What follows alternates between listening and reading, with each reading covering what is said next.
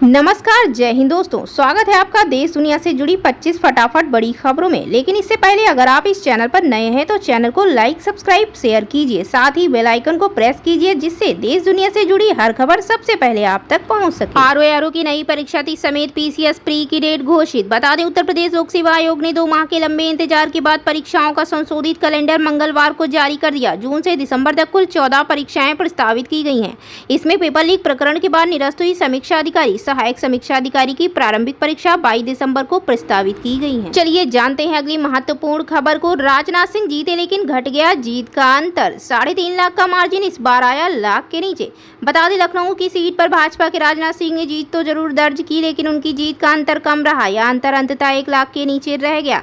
लखनऊ की सीट पर केंद्रीय रक्षा मंत्री राजनाथ सिंह जीत तो जरूर गए, लेकिन उनकी जीत का अंतर पिछली बार की तुलना में काफी कम हो गया। 2019 के चुनाव में राजनाथ सिंह सपा से करीब 3.5 लाख वोटों से जीते थे। इस बार यह अंतर 1 लाख से कम हो गया। मिर्जापुर लोकसभा सीट में अनुप्रिया पटेल जीती, सपा के रमेश बिंद हारे। बता दें, मिर्जापुर लोकसभा सीट पर अनुप्रिया पटेल जीत गई। उनके मुकाबले उतरे सपा के रमेश बिंद 37,810 वोटों से हार गए हैं। रमेश बिंद फिलहाल पड़ोसी लोकसभा भदोही से सांसद हैं। मिर्जापुर लोकसभा सीट पर अपना दल सोनेलाल की प्रमुख अनुप्रिया पटेल जीत गई हैं।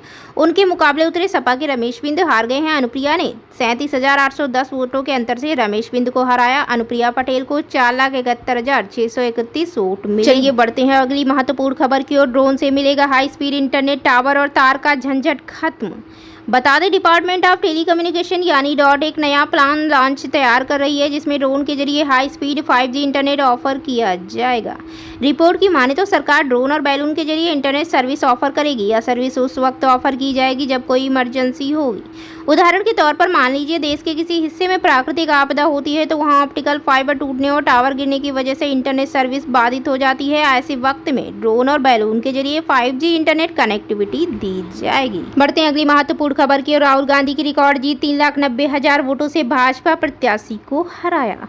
रायबरेली कांग्रेस का गढ़ है। एक बार फिर यह साबित हुआ है। राहुल गांधी यहां से रिकॉर्ड मतों से जीतने में कामयाब रहे। उनकी जीत का अंतर 3,90,000 से ऊपर का रहा। पहले आओ पहले पाओ के आधार पर कृषि यंत्रों पर सब्सिडी। बता दें, यदि आप किसान हैं और खेती किसानों को आसान बनाना चाहते हैं तो आपको कृषि विभाग की तरफ से कृषि यंत्र पर छूट दी जा रही है। जी हां, कृषि यंत्र अनुदान पर लेकर आप खेती किसानी को आसान बना सकते हैं। इसके लिए किसानों से पंजीकरण कराकर उन्हें अनुदान पर कृषि यंत्र दिए जा रहे हैं। इस पहल से किसानों को फायदा होगा और उनकी खेती किसानी आसान होगी। किसानों को अलग अलग कृषि यंत्र अनुदान पर मिल रहे हैं। इन कृषि यंत्रों में thresher, tractor trolley, combine, harvester, rotavator, cultivator, गेहूं बुआई की मशीन, धान कटाई की मशीन के साथ अन्य कृषि यंत्र शामिल हैं। इन यंत्रों पर 30 से 40% की छूट है। यूपी में बीजेपी के बुरे प्रदर्शन के बाद अब बैठकों का दौर। सीएम योगी ने बुलाई मीटिंग। बता दें, उत्तर प्रदेश में भारतीय जनता पार्टी के बुरे प्रदर्शन के बाद यूपी इकाई में बैठकों का दौर शुरू हो गया है। अनुकूल रिजल्ट नहीं आने के बाद मुख्यमंत्री योगी के 5 कालिदास आवास पर बैठक शुरू हो गई है। बैठक में भाजपा कोर ग्रुप के नेता शामिल हैं। इस बैठक में डिप्टी सीएम केशव प्रसाद मौर्य, उप मुख्यमंत्री Brajesh Pathak, UP BJP chief Bhupendra Chaudhary, UP प्रभारी धर्मपाल मौजूद। बढ़ते हैं अगली महत्वपूर्ण खबर की ओर। कैसे यूपी से भी ज्यादा भाजपा को राजस्थान ने दी टेंशन, बहुत बड़ी गिरावट। बता दें, राजस्थान में लगातार 2 बार क्वीन स्वीप करने वाली भारतीय जनता पार्टी की कमल वाली फसल इस बार रेगिस्तान की गर्मी में मुरझा गई। पिछले ही साल प्रदेश की सत्ता हासिल करने वाली पार्टी को 11 सीटें गंवानी पड़ी हैं।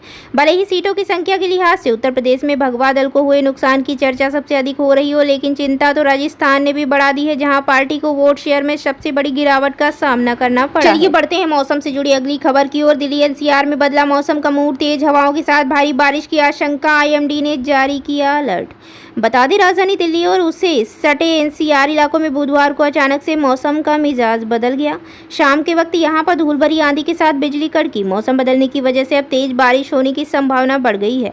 अगर दिल्ली एनसीआर में बारिश हो जाती है तो लोगों को भीषण गर्मी से काफी राहत मिल जाएगी। इसके साथ दिल्ली में बुधवार को तापमान 42 से 43 डिग्री सेल्सियस रहा।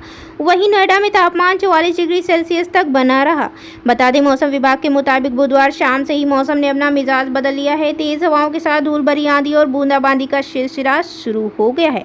बारिश के होने से पारे में भी काफी गिरावट दर्ज की जाएगी। मौसम विभाग के अनुसार बुधवार के बाद से बादल छाए रहेंगे, धूल भरी आंधी और तूफान आ सकता है, साथ ही हल्की बारिश की संभावना जताई है।